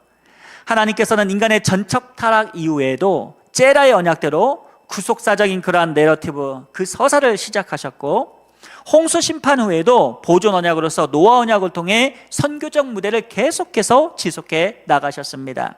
따라서 교회는 바로 이러한 씨의 신학을 통해서 하나님 백성으로서의 정체성을 깨달을 때 선교적 공동체로서 그 본질적 사명을 온전히 감당할 수 있을 것입니다. 제 오늘 강의는 여기까지 마치도록 하겠습니다. 감사합니다. 기도하겠습니다.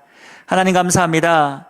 오늘 하나님의 구속적 그런 선교와 언약, 아담 언약의 관계에 관하여서 우리가 진리를 깨닫게 하여 주시고, 이 교회가 하나님의 택한 백성으로서 얼마나 소중한 그러한 존재이고 얼마나 위대한, 얼마나 형용할 수 없는 그러한 거룩한 사명을 받았는지를 깨닫게 해주시니 감사드립니다.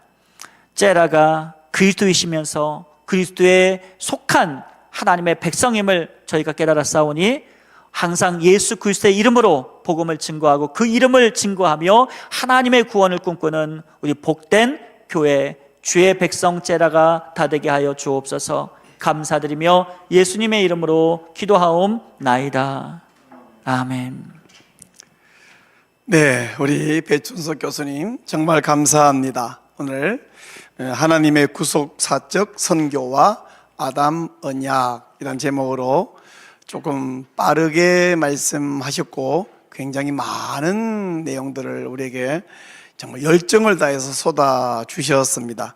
이게 한 학기 내내 강의할 내용을 한 시간에 하신 것 같아요.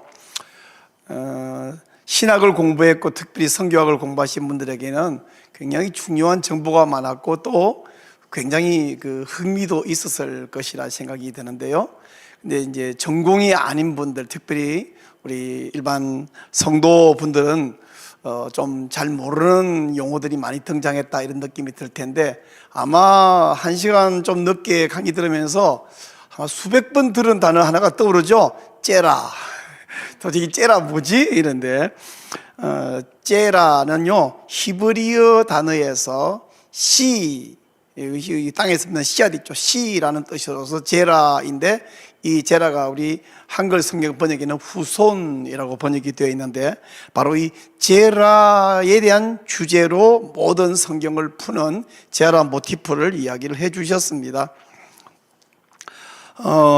저는 이 강의를 다 쭉 들으면서 어떤 생각이 드냐면 제목을 좀 바꾸면 좋겠다. 아담 언약과 하나님의 구속사적 선교 이렇게 순서를 바꾸면 좋겠다 이런 생각을 좀 해봤는데 그렇게 생각하는 이유는 그렇게 생각하면 오늘 강의가 좀 이해되기가 쉬워요. 하나님이 아담과 맺은 언약이 뭔가를 설명을 하면서 그것이 결국에는 구속사적 하나님이 구속적 선교에 직결된다는 말씀을 해 주셨기 때문입니다.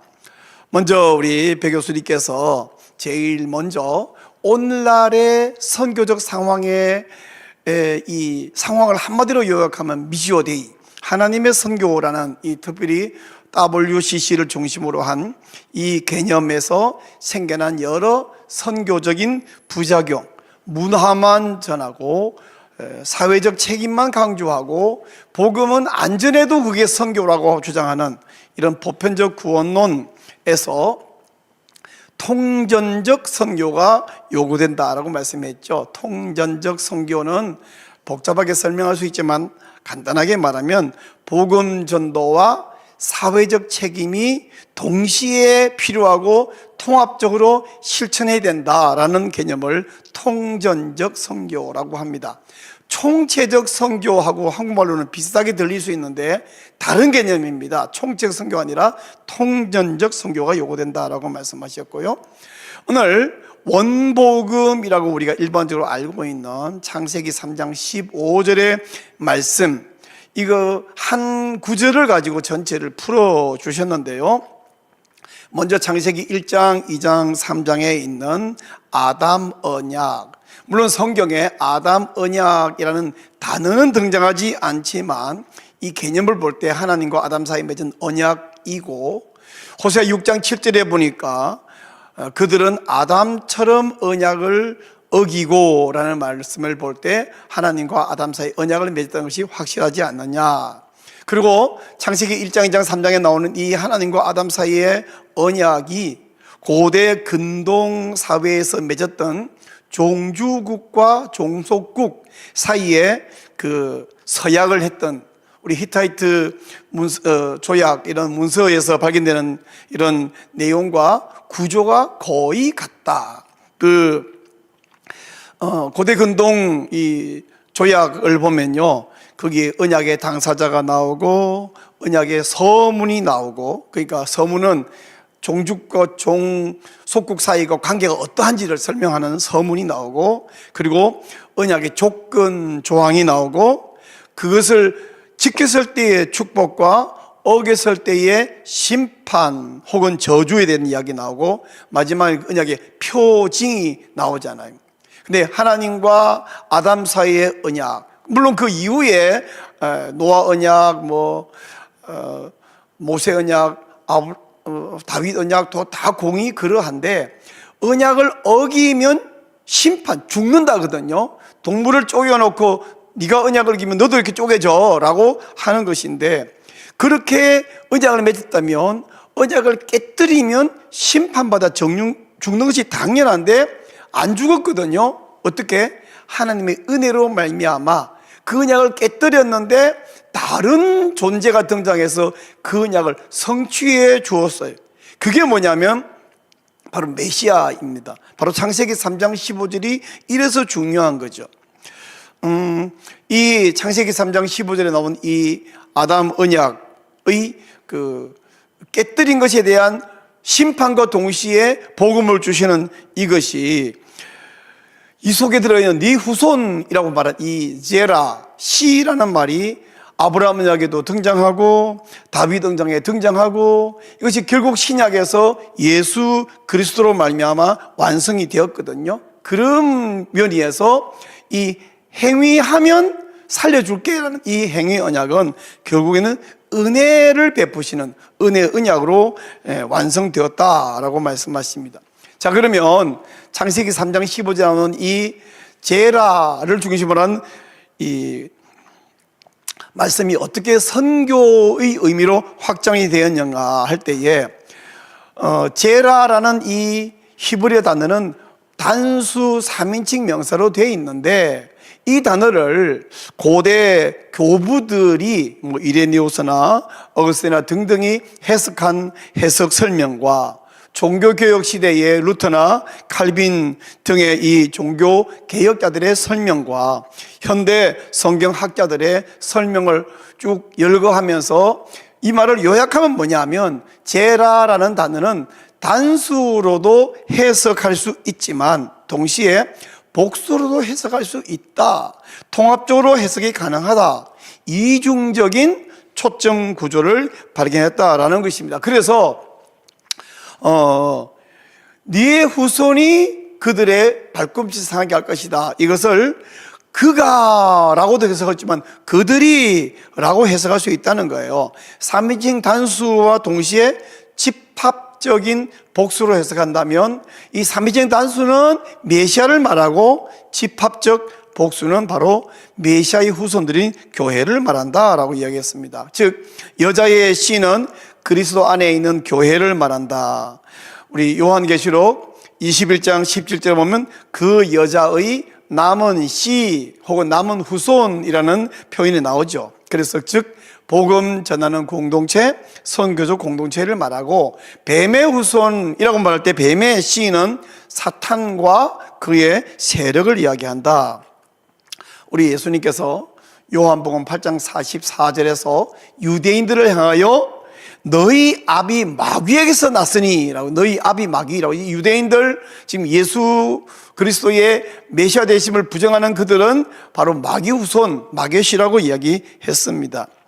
자, 이래서 창세기 3장 15절은 원복음이라고 우리가 부르는데 이 원복음의 성취로서 우리 신자들이 예수를 그리스도로 믿는다면 복음 선교를 통해서 뱀의 후손, 뱀의 제라를 밟아야 된다는 것이죠. 그리고 밟아야 된다뿐 아니라 밟을 것이다라고 이미 하나님이 약속도 하셨다는 것이죠.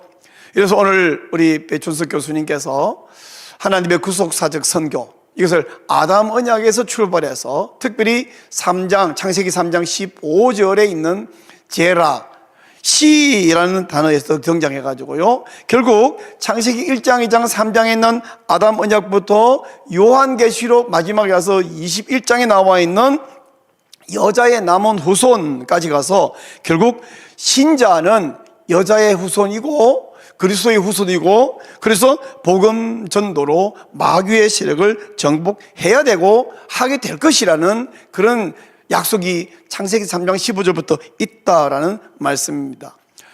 이 좀 전문적 강의를 마무리 지으시면서 우리 교수님께서 오늘날 복음 전도의 상황이 평화적이거나 중립적이지 않다고 말씀하시면서 곳곳에서 이 시의 확장을 위한 충돌이 일어나고 있다. 대표적인 예로서 북한 같은 또 중국 공산주의 같은 이런 공산주의 세력의 대표적인 예이고요. 또 하나는 이슬람 점령하고 있는 세력들, 그리고 아무도 점령하지 않았는데 스스로 점령당한 거 있죠? 서구의 세속주의라고 말씀해 주셨는데, 우리나라는 그럼 뭐냐? 우리나라는 이 서구의 세속주의에 가장 가깝다고 저는 생각을 합니다. 공산주의 세력과 이슬람 세력과 이 세속주의 세력인데요, 이 세 가지 세력이 오늘날 이 프로테스탄티즘, 우리 성경적 가치관과 충돌이 일어나고 있거든요.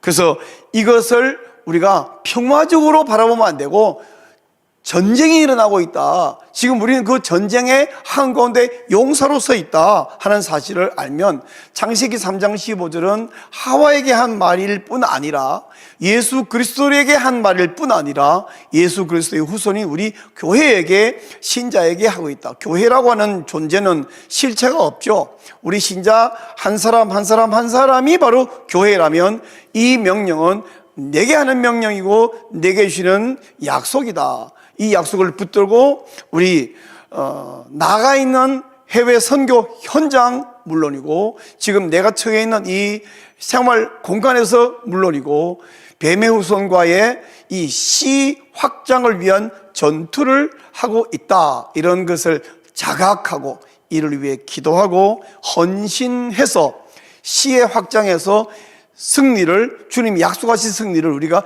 이루는 것이 마땅하다, 이렇게 생각이 듭니다. 이런 귀한 내용을 굉장히 전문적 학자들의 성함과 그들의 책과 논문들을 언급해 주셨는데, 너무 빨리 강의해서 다 이해되지 못했다면 우리 영상이 있으니까 멈추고 되감고 또 다시 듣고 이렇게 할 수 있으니 참 좋습니다. 오늘 우리가 이 귀한 강의를 들었으니 정말 기도가 필요합니다. 하나님께서 너희들은 가만히 있어 내가 다 해줄게 라고 말씀하신 적이 없고, 내가 할게 근데 네가 해라, 이것이 우리 하나님의 약속이고 명령이거든요. 이로 해서 우리가 이 시간 좀 함께 좀 기도하기를 원하고요, 헌신하기를 원합니다. 우리 하나님, 선교적 현장에서 벌어지고 있는 시의 확장의 전투와 충돌, 이 부분에서 너무나 많은 사람들이 내게 강건한 평화 넘친다고, 평화롭다고, 중립이라고 생각하고 있지만 사실은 치열한 전쟁이 벌어지고 있습니다. 이 전쟁을 자각하고 이 전쟁에 헌신하고 이 전쟁에 승리하게 하시고, 특별히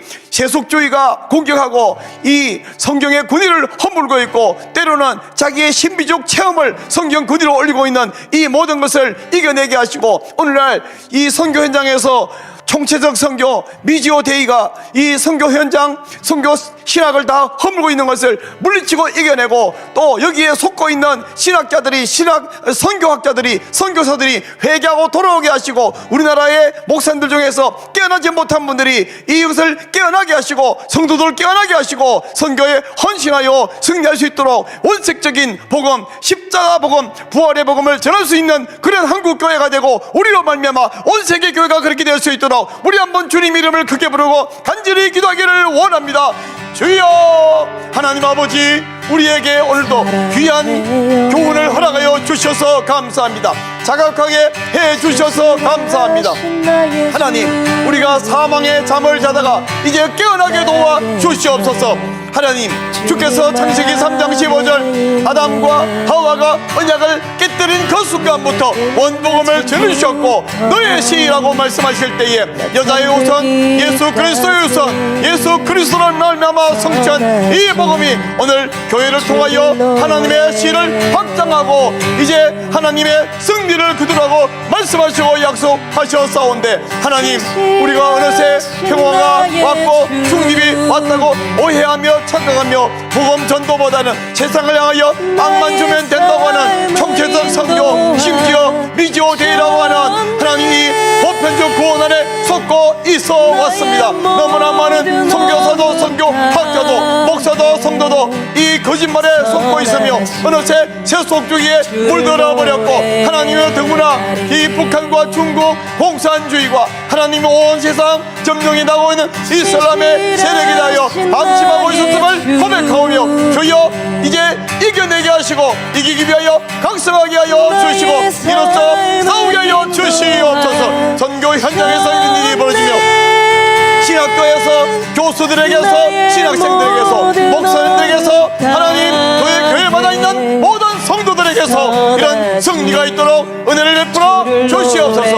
하나님, 성경권이 수어 운동협회에 복을 내려주시고 하나님 계속해서 좋은 교수들을 세우셔서 이런 승리의 메시지와 복음을 전할 수 있는 일을 허락하여 주옵소서.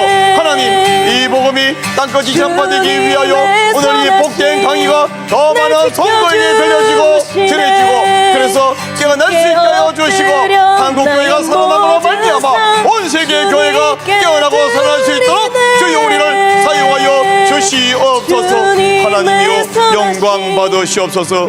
주 예수 그리스도의 나라가 영원히 임재하고 통치하시기를 간절히 소원하고 기도하며 우리 주 예수 그리스도 이름으로 기도드리옵나이다. 아멘. 여러분 감사합니다. 오늘 우리 배춘수 교수님 귀한 강의 해 주셨고요. 이제 몇 가지 중요한 광고를 좀 전해드리도록 하겠습니다. 오늘 강의 들었는데 여러분이 조금은 좀 빠르기도 하고 약간 전문적 이해 안 된 단어들이 좀 지나가겠지만 전체는 다 이해되셨지 않습니까? 이 내용이 한 사람 더 이 강의를 듣고 깨닫고 깨어나는 것이 정말 중요합니다. 그래서 이 성수예배가 강의, 오늘 강의뿐만 아니고 오늘 벌써 59회 강의거든요.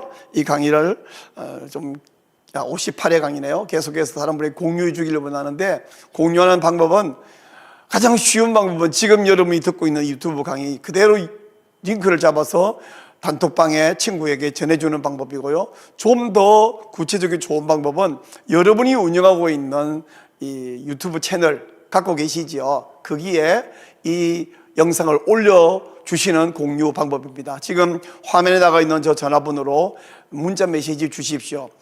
성수협 채널을 공유하고 싶습니다 하면 바로 공유하는 분들이 많이 모여있는 단톡방이 있습니다. 거기에 이 영상을 공유해드리면 받아서 올려주시면 되거든요. 지금 공유하고 싶습니다 문자만 주시면 되겠습니다. 그렇게 해주시기를 부탁드립니다. 네, 다음 강의의 광고는요, 우리 오늘 월요일 오후 3시마다 이 자리에서 성수협 우리 정기 강론이 계속되고 있고요. 또 이어서 6시 30분에는 우리 조영길 장로님, 성수협 운영 행정 담당 운영위원이시고 대표이신데 굉장히 좋은 강의를 특별히 성경에 순종하는 성경 읽기, 복음 전도자로 세우는 성경 읽기에 대해서 강의를 해주고 있는데 오늘 26번째 강의를 오늘 저녁에도 하게 되겠습니다. 현장에 오시면 굉장히 좋고요. 거리상으로 오기 어려우면 영상으로 동참해 주시면 되겠습니다. 오늘 예수님을 머리로 우리 창세기 읽기를 할 텐데 영상에서 함께 도움받고 은혜 받으시기를 부탁드립니다. 권해드립니다. 네, 또 다른 광고 드리겠습니다. 우리가 월요일에 오후 3시에 이 강의를 함께 듣고 또 6시 30분에 성수는 강의를 듣고 우리가요 읽은 것이 내 것이 아니고 들은 것이 내 것이 아니라 내가 글로 쓴 것이 내 것이고 내 입으로 말한 것이 내 것이 되거든요. 우리 목요일 오후 5시에 우리 이 자리에 모여서요, 지금 화면에 주소 나가고 있죠. 여기서 모여서 함께 토론도 하고 우리 나눔을 가지고 있습니다. 우리 전도 소그룹 모임에 여러분이 시간에서 5시에 못 오셔도 괜찮습니다. 6시 오셔도 괜찮습니다. 6시 반쯤까지 오셔도 괜찮습니다. 형편 되시는 대로 동참해 주시고 또 함께 얼굴 보고 교제해 주시고 굉장히 유익한 시간을 보내고 있습니다. 또 여기 장소를 잘 모르시면 여기 있는 전화번호로 문자 주시면 더 자세한 안내를 해드리도록 하겠습니다. 네, 목요일 저녁에 우리가 그 모임을 마치고 8시부터는 우리 청계산의 한 자락에서 모여서 산기도를 하고 있습니다. 우리 예수님의 기도를 배워서 하나님의 언약을 기억하는 하은산 기도회를 하고 있는데 개인 기도하고 또 마지막에는 모여서 우리 공동의 기도 제목을 가지고 합심해서 기도하는 이 중요한 좋은 시간 갖고 있는데, 여러분 언제 은혜가 되냐면요, 일기가 안 좋을 때 산기도하면 더 은혜가 됩니다. 네, 막 추울 때, 굉장히 추울 때 이럴 때도 목이 물 때 이럴 때 와서 기도하면 더 은혜가 됩니다. 이번 주 목요일에도 상기도가 있는데 여러분 상기도 역시 동참해 주시고요. 혹이 승용차가 없어서 전철역으로 오실 분에게는 우리가 그분을 픽업해 드리도록 할 테니까 차량 지원이 필요하시면 또 연락 주시면 도움을 드리도록 하겠습니다. 네. 우리 지난주에 와서 강의하시던 유병현 목사님이 다음 주에 한 번 더 강의해 주실 것입니다. 지난주 이어서 다음 주에 강의해 주실 59회 강좌는요, 성경의 근위에 순복하는 삶이라는 제목으로 강의해 주실 텐데, 지난주 강의가 주학교 은혜가 되었으니까 역시 다음 주 강의도 기대가 되지요. 다음 주 월요일 오후 3시입니다. 기대하시고 기다렸다가 동참해 주시고, 혹 시간이 안 맞으면 이후라도 우리 성수협 채널에 들어오셔서 이 강의를 통해서 여러분 유익하게 되시기를 부탁합니다. 네, 오늘 우리 배춘수 교수님께서 귀한 강의를 해 주셨는데요. 오늘 이 강의를 더 많이 공유해 주시고 또 여러분이 함께 유익하게 되기를 간절히 바랍니다. 여러분 오늘도 함께 해주시고 시간 내주신 여러분 모두에게 감사드립니다. 여러분 오늘 오후 6시 30분에 뵙고요. 또 다음 주 월요일 오후 3시에 뵙도록 하겠습니다. 여러분 감사합니다.